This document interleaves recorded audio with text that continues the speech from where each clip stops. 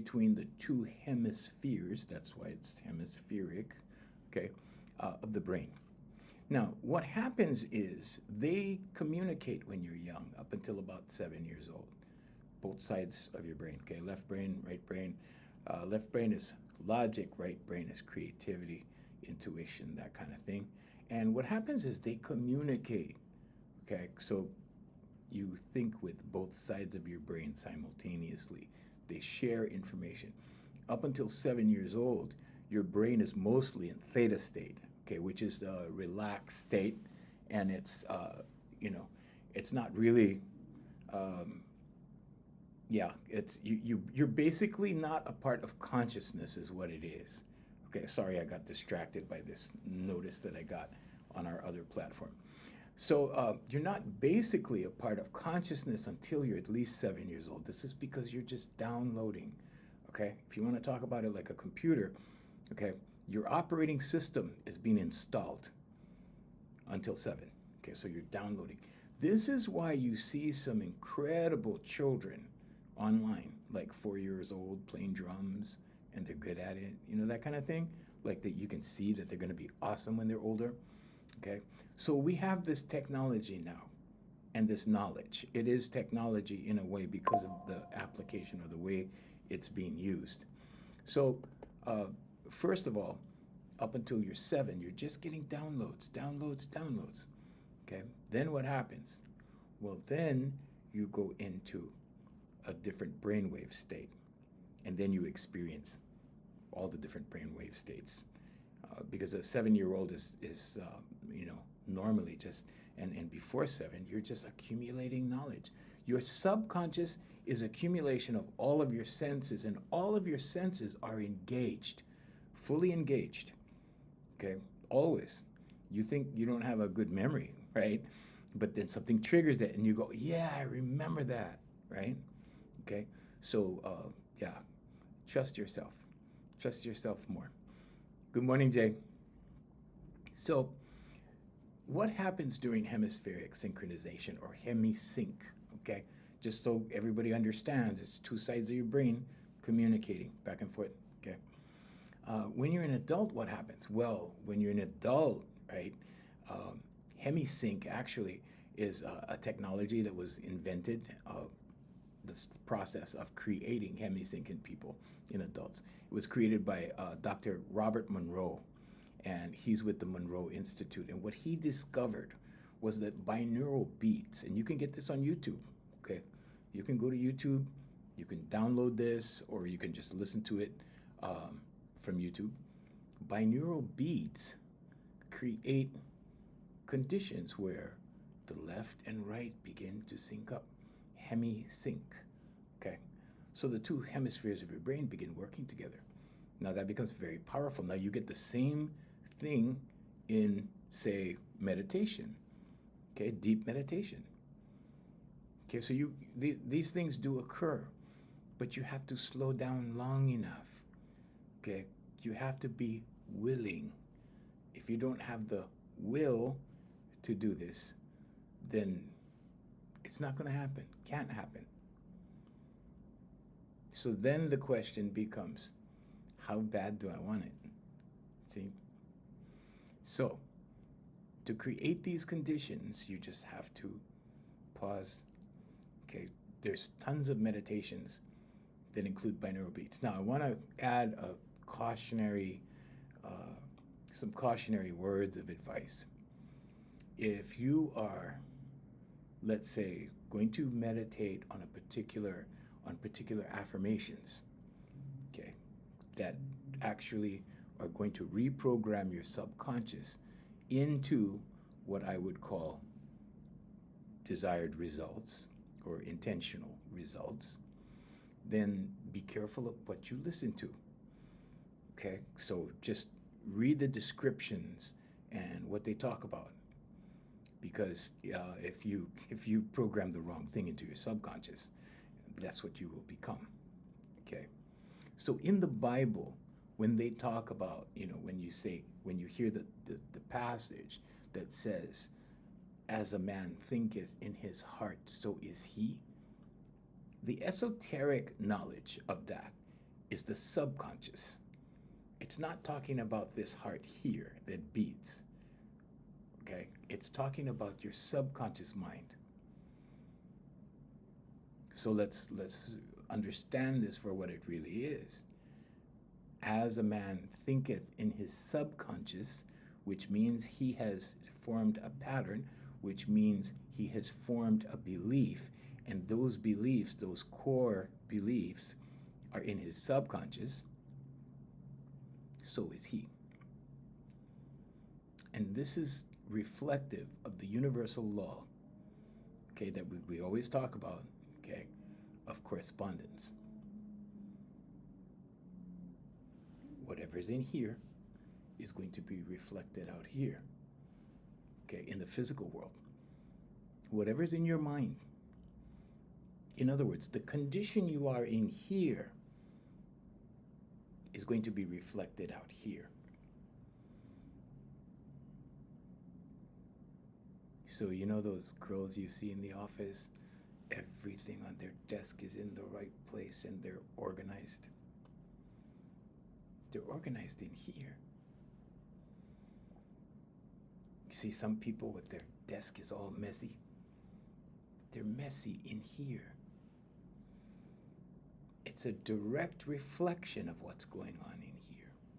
You see somebody's car, they give you a ride, their car is nice and clean and organized. You know, their car is tidy, right? They're tidy in here, they're clean in here, they're organized in here. You get in somebody's car and they have stuff all over the place and kids' toys all over the place and everything all over the place. No room in the car, right? No room in here, okay? So it's very important to understand these things, because not only can you spot it in others or in other situations, but when you look around you, do you have a busy desk? Do you have a dirty desk? Do you have a clean desk? Do you have an organized desk? Do you have an organized house? Do you have a tidy house? Is everything, you know? I grew up in a house that was like a museum. It was very uncomfortable for me. It's very uncomfortable.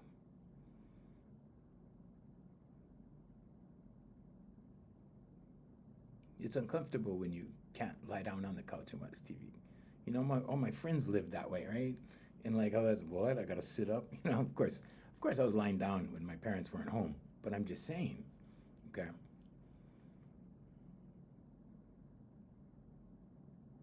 So we want to address this, because when you're in meditation, that's the second pillar of our program. Affirmations, meditation, vocalization, visualization. When you're in meditation, or let's say it another way, when you stop and pause and be still,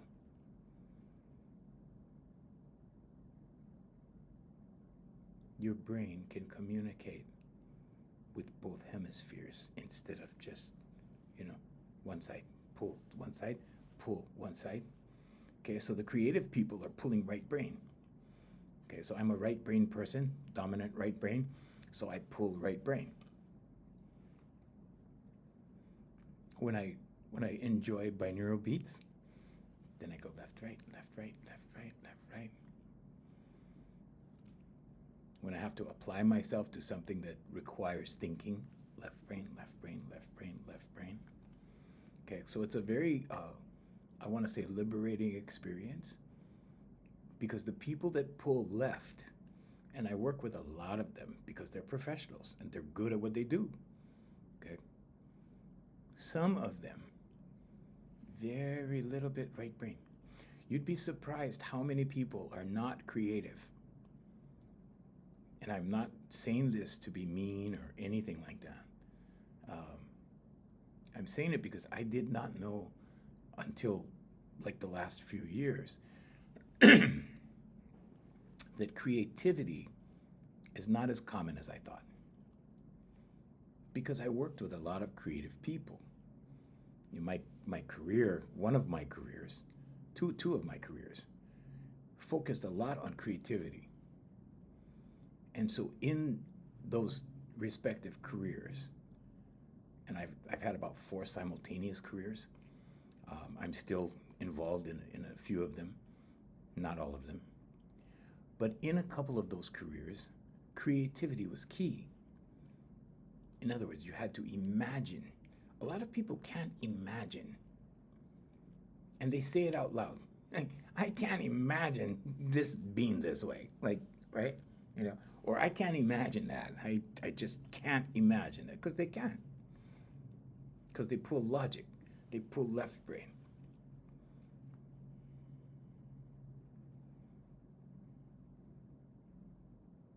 Now we see children, little children, doing calculus. We see little children doing things adults do, right? We see miraculous talent.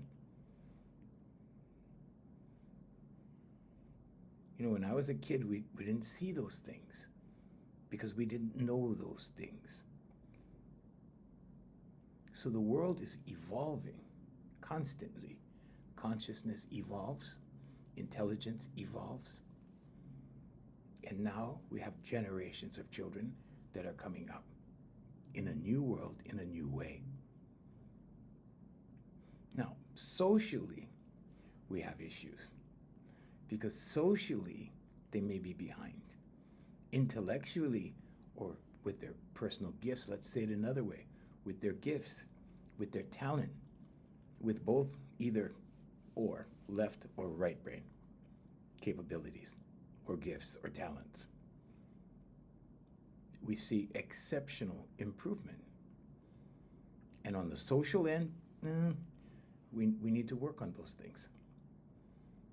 Because once you excel on one side, there's a gap on this side. There's a small gap on this side. It's very difficult to be good at everything. So I have some clients, I work with some clients that are younger. And the key is to feed their interest. What are they interested in? First, figure it out, find out. What are they interested in? Whatever they're interested in, feed their interest. Give them more of that. Because part of this is genetic. Part of this is who they are inside. Part of it comes from their parents. So if it's your child, then just know that this is natural. This is how it is. I've said before that children are not reflections on their parents. They're reflections of their parents.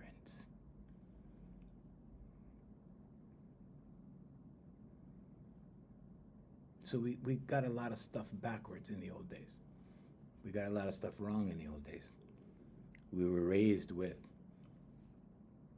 incorrect information, or just enough that was available at the time. But you have idioms that have been passed down. What are idioms? Sayings, basically.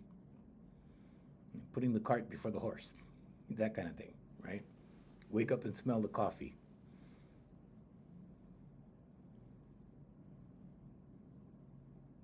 But what we should focus on are strengths in people. We need to focus on what's going good rather than what's deficient. Because where you place your focus is important. For you as a person, where you place your focus is what will intensify. Energy flows where focus goes.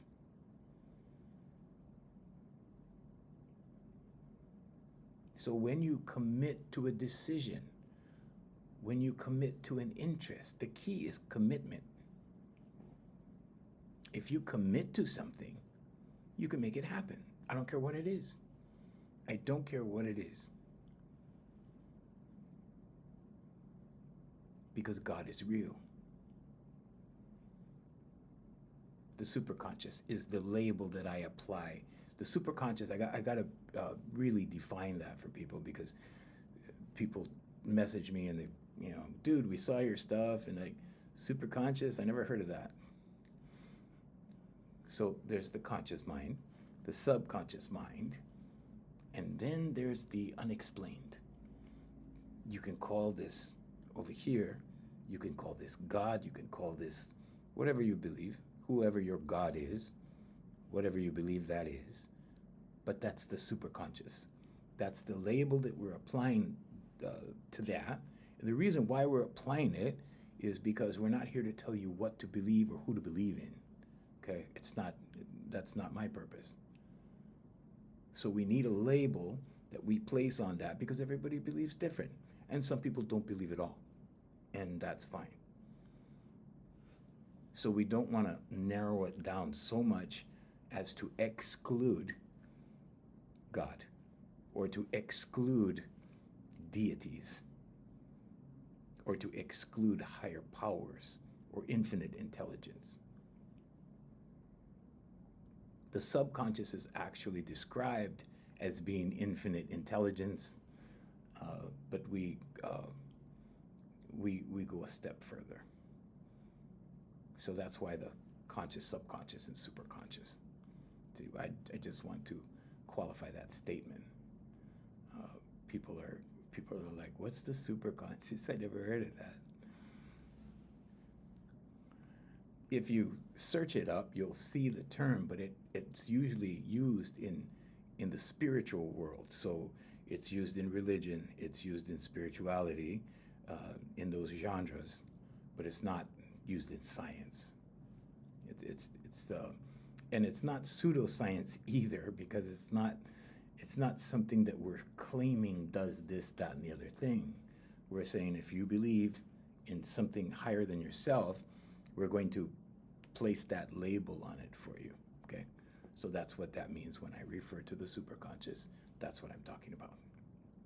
Okay, so as far as hemispheric synchronization goes, when both sides of your brain are working together, just know that if you're meditating, if you're using binaural beats, okay, do some research on the Monroe Institute and their findings. It's miraculous. It's amazing.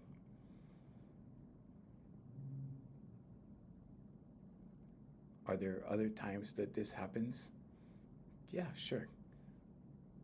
You can do it yourself. You don't really need binaural beats, but you do need to meditate deeply. And for, a lot of people in our modern day age, it's difficult because of the stimulus. Okay, and I always talk about this, the stimulus. You're always being stimulated. It makes it difficult to relax. So confidence is relaxation. Confidence, the same thing. It's the same as relaxation, but it's maintaining a degree of relaxation in here. When you maintain a state of relaxation, we call that confidence.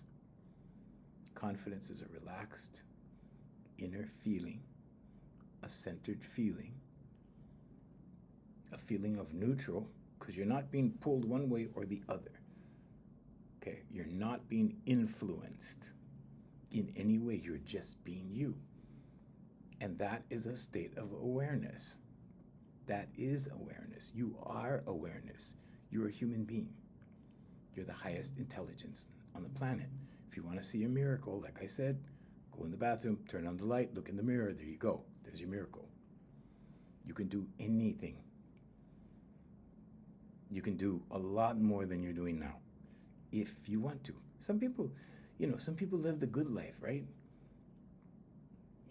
Some guys I used to work with and work for sometimes, depending on the situation. They work 4 hours. The rest of the day, they do whatever's. I have a busy brain, so I need to keep it occupied. Because an idle mind is the devil's workshop. That's another idiom for you. There you go. Okay, when your mind is idle, okay, it will attack you. You ever been attacked by your mind? You're sitting there and you're enjoying the day, and all of a sudden you get that first thought. Then you get another thought, and then you get another thought, and then pretty soon, if those thoughts are negative, right?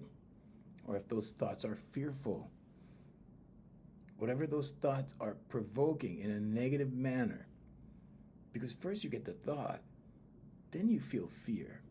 First you get the thought, then you feel frustrated. First you get the thought, right? Then you feel inadequate.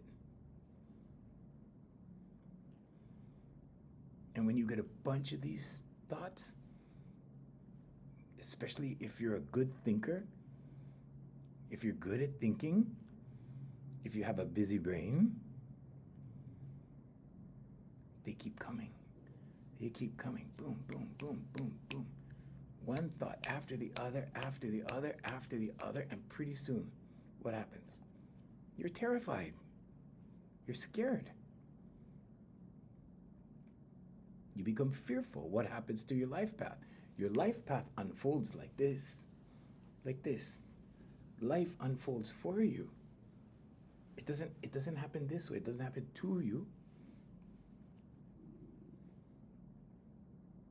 But when you get fearful, when all those thoughts start coming, when you get anxiety, all of that stuff, what happens? Well, your life path is unfolding like this, and then fear sets in, and then this happens.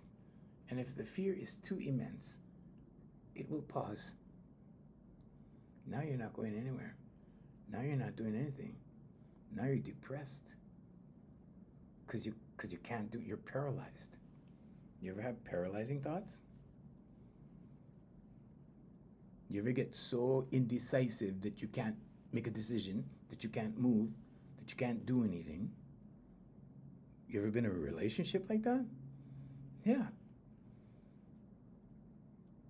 And it's like you can't even make a decision because you're thinking of consequences first, right? You're thinking, what's going to happen if I do this?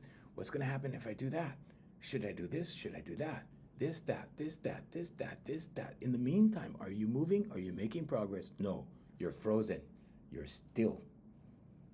You're not really still, but you're standing still. Your mind's going 30 miles a minute. But you're like this. You can't move. You can't make a decision. You cannot progress. You're stuck. That's the definition of stuck.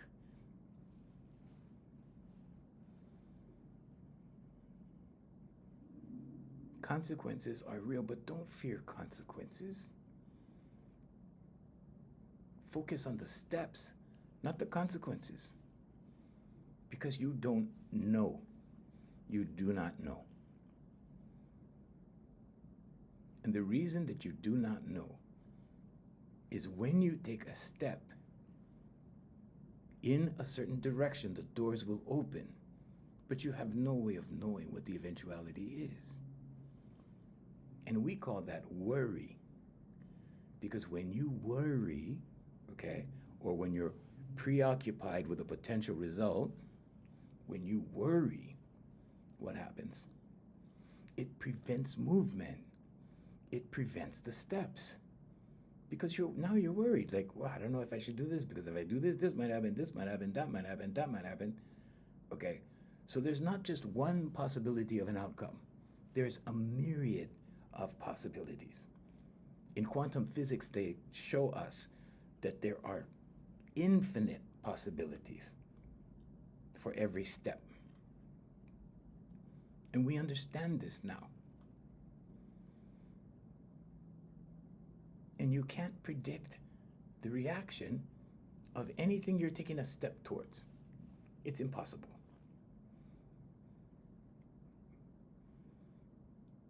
And all the negative what-ifs are rooted in fear.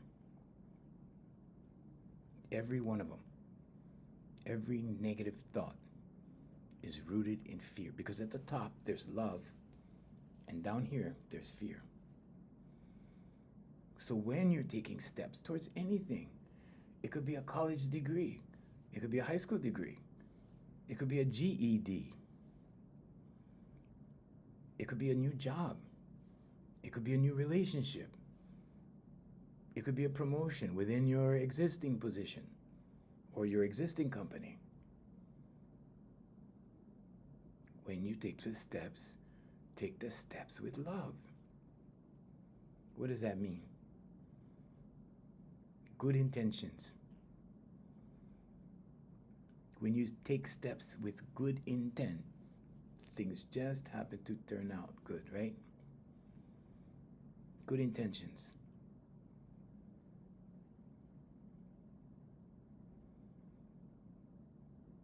It's the intent behind the action that makes the difference. Human beings are not stupid. They know if you're not intending things in a good way. It's a vibe. It's a vibration. It's a negative vibration that's easily picked up. People sense these things. People can see these things. Now, some people can't see it because they're too occupied. They're too busy. You ever notice how so many people are busy doing nothing?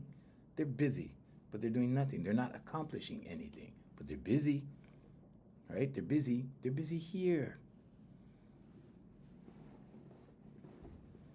And that busyness starts to form a cell.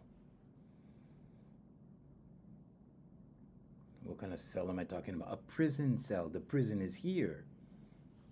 Okay, that's where the prison is. The prison is here.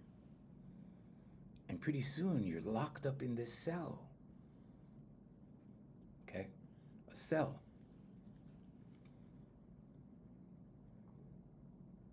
It could be a round cell, it could be a square cell, but it's a cell. It's a limited area. It's limited thinking. It's limitation. You have now put limitation on your thinking. And now you are in that cell. And the only thing you can do in that cell is go in circles. That's the only thing you can do, because you can't move, right? So now, what if this, what if that? What if this, what if that? What if this, what if that? You need to unlock the cell and take the steps.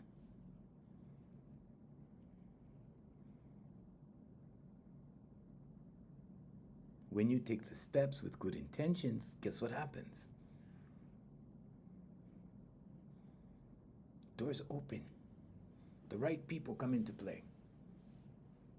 And we look at it as coincidence, right? We go, wow, what a coincidence. I was just thinking about getting a job at XYZ company, and then I went to the gym, and then I met this guy, and turns out he works at XYZ company in human resources. He said there's openings, and he told me to come apply. And then I went down and I applied, and then I got the job, and I can't believe it, I'm working at XYZ company. Coincidence, right?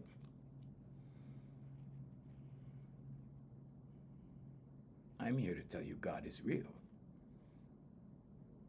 Or let's say the superconscious, for those of you who may not believe in God, or may believe in a different kind of God, or, animal God, animal spirit, whatever you believe. Whether you believe in God or you don't believe in God, either way, you're a believer. But believe in this one here. Okay, Jesus Christ, Gautama Buddha, Krishna, Zoroaster, all told us, like I could go on and on and on. All told us the kingdom is within. The kingdom is in here, it's not out there. We have eyes. Our eyes take us everywhere but the kingdom. Because why? Because we look in that direction. We look outward. You're supposed to look inward for solutions.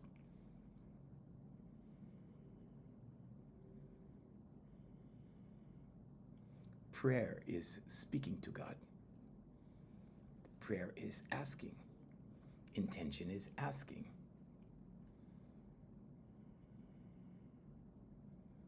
Meditation is receiving. Meditation is listening. People talk to God all day long. I talk to God all day long. but I also meditate. I also listen. If you're talking, and not paying attention and not listening and just keep asking,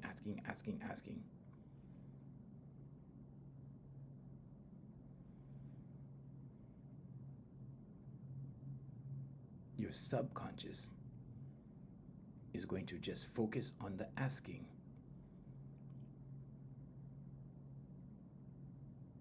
And you still go in circles. Does prayer work? Yeah, prayer works. But you need to listen. You need to listen to intuition. You know that intuition when you're driving down the street, right? And you get that feeling, right, that you need to turn right. But you have free will. So you dismiss it, then you get stuck in the traffic jam and you go, I knew I should have turned back, right? All kinds of variables concerning the same thing like that, right? And then what happens? And then it happens again and you dismiss it again and another thing happens.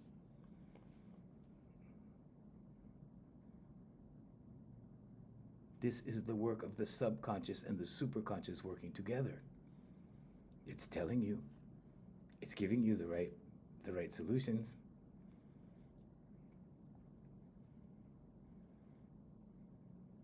You know, I used to do radio at one point in my life. And so I used to go to radio and use an incredible amount of energy in 4 hours. So much so that during the last hour, I could hardly pay attention. I mean, the focus was that intense. And the concentration was that intense for me. I have challenges. I have ADHD, so yeah. It was a challenge. It was a huge challenge. And my brain skips tracks. It goes from here to here to here. What's the good part about it? Well, the good part is I have multiple tracks that can focus, hyper focus. The H in ADHD is hyper. I can hyper focus for long periods of time.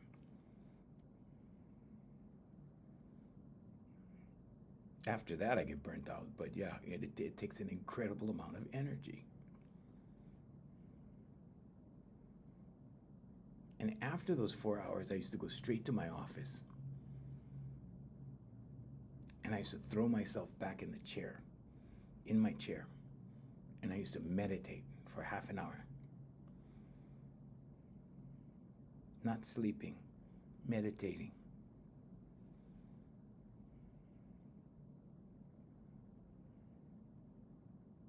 Meditating just to recover from all that energy. You exert an incredible amount of energy.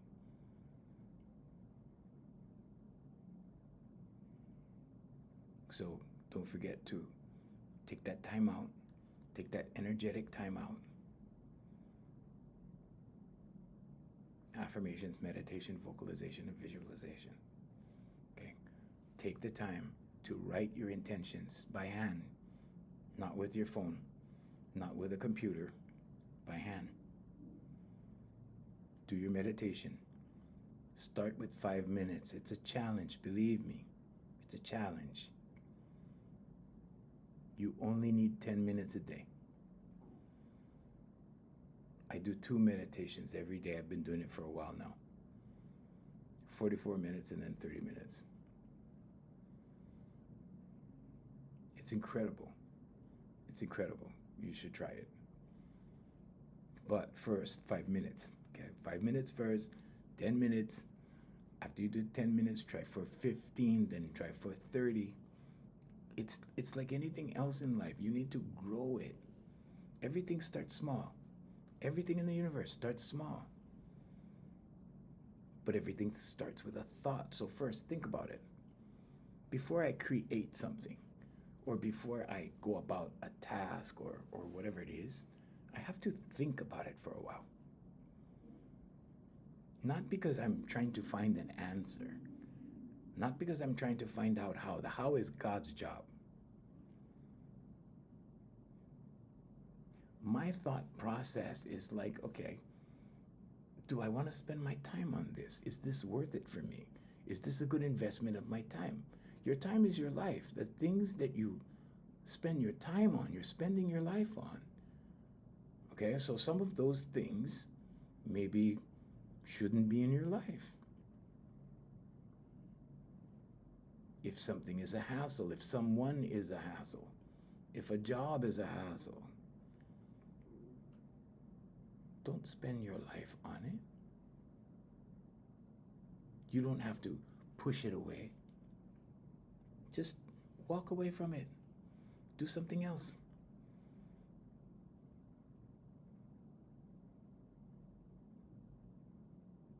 Paramahansa Yogananda said, we are here to entertain, and we are here to be entertained. Fact check me. It's a thing. You weren't brought into you weren't brought into the world to,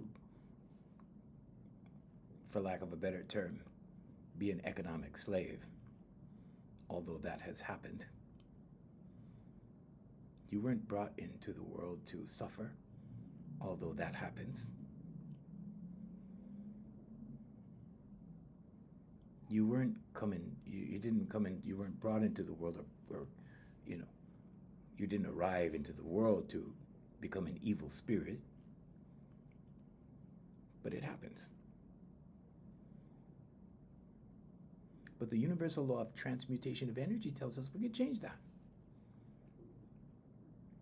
We can take negative energy and we can transmute it into positive energy. And this is why people change. This is why the version of you today does not look like the version of you from 5 years ago, or 10 years ago, or 20 years ago, whatever. We evolve as human beings. Well, we're supposed to, right? We're supposed to. People tell me all the time, I've been through hell and back. I've been to hell and back. Yeah, I know what hell feels like. You don't have to have fire involved to feel hell. Some people go to hell every day. In here. In their thoughts. Why? Because the subconscious learns in repetition. Once you do something a few times. When you do bad stuff a few times, pretty soon you get in the habit of doing bad stuff, and then you get lost in doing bad stuff because it's the only thing you know how to do. Why? Because your subconscious is programmed like that. Who programmed it? You did. This is why they say you need to take responsibility for your life. You need to make the change. So you can go all the way down. All the way down. Okay, you can go from a good job to like a medium job. You know, couldn't hold that job, get a small job, part-time job, can't hold that job, end up on the street. Okay, how much more can you go? One more step, prison. There you go, prison. Okay, now you're in prison. There's only one more step. There's only one more step after prison. Graveyard. Graveyard. Then you're done. It's done. It's over. When you reach the graveyard, you have accomplished the height of negativity. That's where it ends. Where does it end on the positive side? Well, let's start over here. This is satisfaction, which is the least of the positive emotions. So we're going to work our way up, right? Okay, so we're working our way up. We're working our way up. So we start at satisfaction, right? And then we go to hope, then we go to enthusiasm, then passion, joy, gratitude, peace, love. What happens to money when you're in love? What happens to everything? When you ever notice when you're in love? You ever notice when you feel good? Like everything good happens, right? When you're in love. When you're with people you love. When you're doing things you love. And don't you notice that it ends too soon? right? It ends too soon. It's like, no, I want to feel more love. No, I want to, right? You know, go to a party, you see everybody you love, they all show up for the birthday party. You know, you're having such a good time, and 2 hours, 3 hours goes by like that. And then when everybody goes home, then you don't see them for another, you know, till the next occasion. Hopefully it's a good one.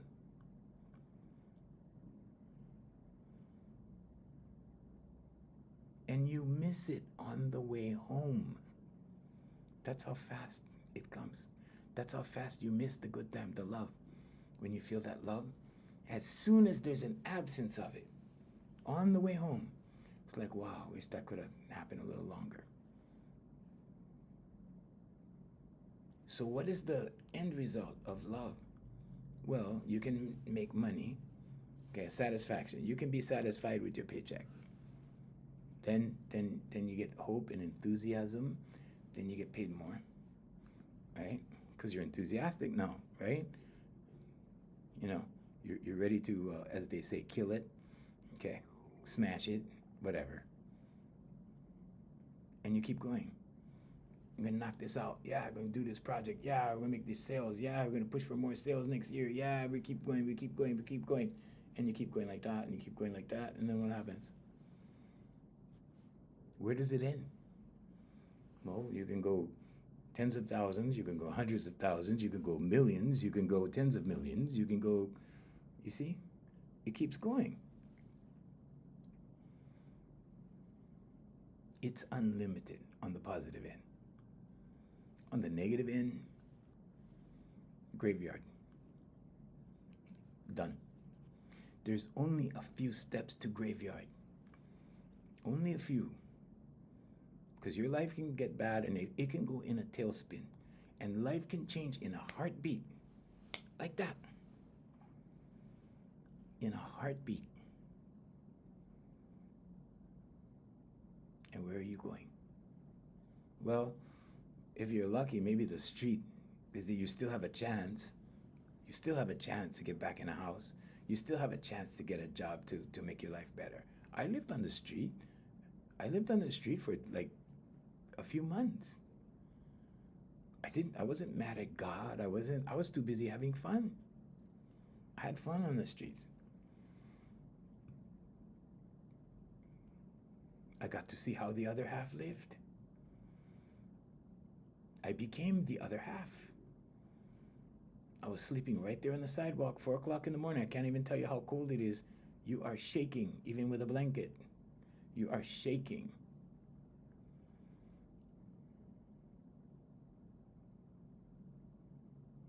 So if you end up on the street, you still have a chance. Let's go down one. You end up in prison. What happens? Well, you become a part of the program. Now you have a program. Now you wake up at a certain time. Now you go to sleep at a certain time. Now you eat a certain kind of food. And you go with the program. Hopefully, you make progress in that program. So you don't have to go back to that program. So many people find God in prison. So many people they see the light in prison. Why? Because it took them all the way down to that point to go, okay, yeah, wow, yeah, thank God, thank God, thank God, I'm still here. And they turn their lives around and they go back this way. Now they're going from down here at the base of negativity and they're moving up and they're improving their lives. Some of them never go back, some of them always go back. Some of them never leave. There's only one more step after that, graveyard.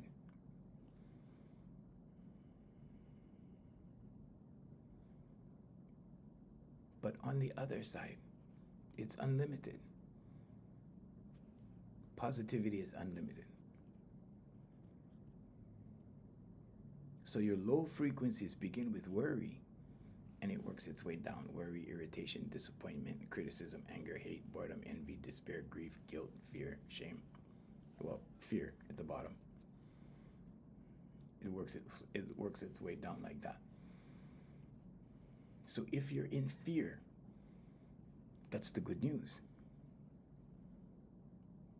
Because there's nowhere to go but up. I'll never forget when I lived in Chinatown for a while when I was young, and I was having problems. And this Korean lady who owned the restaurant, I don't know, I think she liked me, or she felt sorry for me. And one day she's sitting down and we're talking, I'm telling her about my problems, and she said, you know, when everything is bad, that's the good news. And I was like, what? She goes, nowhere to go but up.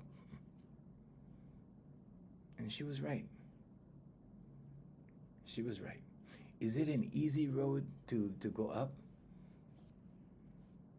Not necessarily. It could be. It depends on your mindset. That's why this is mindset. We're talking about mindset. So how do you get out of negative programming or negative thoughts, well, if you know what you don't want, what you do want is the opposite. This is not rocket science. If you know what you don't want, you know what you want. Focus on that. Focus on what you want. Because when you focus on what you don't want, you get more of it. It intensifies. You focus on what you want. You know when I feel bad, you know what I do? I go on Amazon. I don't always buy stuff. Sometimes that happens. Sometimes they get me, right? You know, oh, okay, well, I'll buy that, right? But go on Amazon. Go on Instagram. Go look at luxury stuff. Don't look at violence. Don't look at all that stuff. The idea is to get your mood back to good. So you're in a good mood instead of a bad mood. When you're focused on other things you don't want, you're becoming fearful. Why? You're afraid of that happening to you. And when you place your focus there, you're attracting it. Is it like magnetics, like a magnet kind of thing? Not exactly. It's your subconscious. Because your subconscious will start believing that fear, whatever the fear is, whatever topic it is, and it will become a belief. And the subconscious shows you evidence of that. And it will show you evidence of the past. Whenever you felt like that in the past, and it'll go, see, remember when that happened over there? Remember when that happened the other year? Remember when that happened 10 years ago? You see, still happening. And it will feed you more of it. That's why you do affirmations, meditation, vocalization, visualization. So you write it, you meditate on it, you speak it, you imagine it, and then you live it. It's that easy. Now, the way out is not necessarily easy because it took a lot to get you there. So a lot has to be undone or reversed, however you want to say it. But first, you free yourself from prison. That's my job. That's what I do every day. I free people from prison. So we started out talking about hemisync, right? When two parts of your brain go to work, start working together. So I have this panting exercise that I do with my clients. I make them do the panting first. Guess what that does?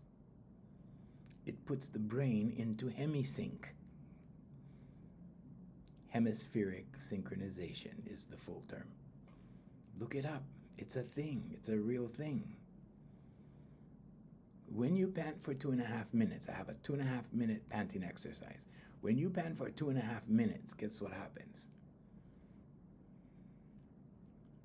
Your breathing rate increases. Oxygen intake increases. Okay. You start getting lightheaded, right? especially the first time. Then you get used to it. But what's the result? Well, after 2.5 minutes, it's like you did a meditation, but you accomplished the feeling really, really quick. And what happens then? You start experiencing hemisync, the two hemispheres of your brain, if you have relaxation or let's say a break right after that. So I always wait just a little bit, right? And then hemisync occurs. Probably about 1.5 minutes in.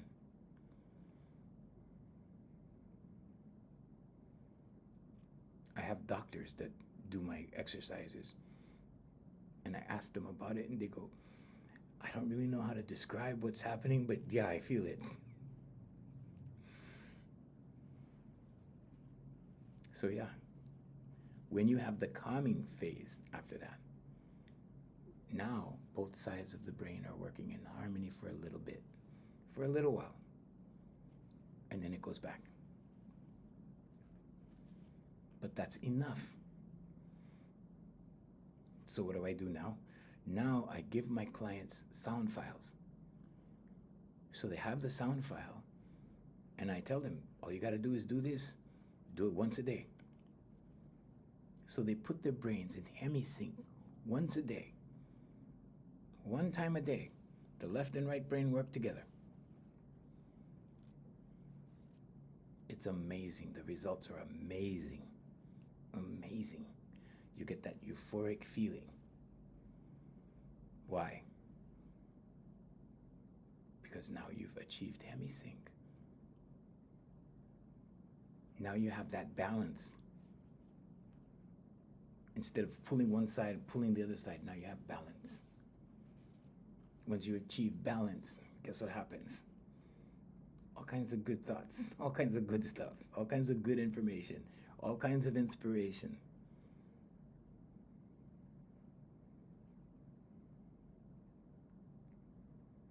All kinds of good stuff. And you can't really put your finger on it, but you know something's happening, right? Like, whoa, what's happening? I don't go into all this detail with my clients. That's not necessary. They just know they feel good, and that's what's important. They just know that they're starting to achieve things, and that's important. They just know that they're making progress in their lives, and that's important. My business people know that they're improving their companies and their businesses and their things, and that's what's important. We focus on the results. So you have an altered state of consciousness is what's going on. Sounds a little woo-woo. Yeah, kind of, sort of. But you know what happens? The blinders come off like this. Okay, horse blinders look like this, so the horse can't get distracted and scared and whatever, right? So the horse can't go like that. Human blinders look like this. Okay, but when you do the panting exercise, it goes like this, it goes like that. For a little while, you stay like this. Then what happens? Then it slowly goes like this. Okay, or you can imagine a veil if you want to. The veil starts to lift. What happens when the veil lifts? You see the truth. You see things for what they really are. And you start to feel things for what they really are, instead of the commercial stuff you've been taught. Like what? Things associated with procedures. Things associated with processes. Things associated with the calendar. Things associated with the clock. Where is your focus at the time? In here. Where is the kingdom? In here. Jesus Christ said, the kingdom is in here. Don't look up or down. Look in. Look inside. In here. But you have to close your distractors like this. You have to close them. And you have to stay still long enough. Like I said, 5 minutes. Try 5 minutes. And then go 7 minutes. And then go 10 minutes the next day. You have to work your way up. Everything in the universe starts small and then grows. It's universal law.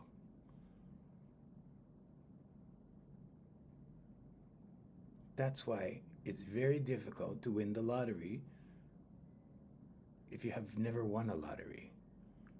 But you see these people that keep winning lotteries, right? There's some people that win it like 2 or 3 times because it's in their subconscious that they're a winner.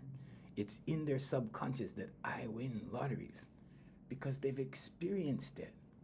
When you experience something, it involves all of your senses. You touch it, you see it, you smell it, you taste it, whatever's involved. But it's in your subconscious now. Now it becomes a program. And this is what they do in sports. In sports training, they use this technique. The players look at the plays, they watch the plays on video before they actually get involved in running the plays. And then they run the plays better.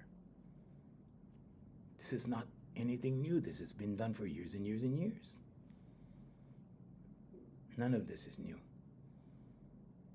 The human being will not be reinvented. They're trying.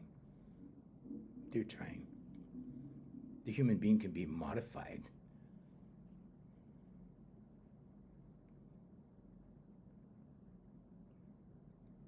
But AI, right? When AI comes on board, when it like picks up full steam kind of thing,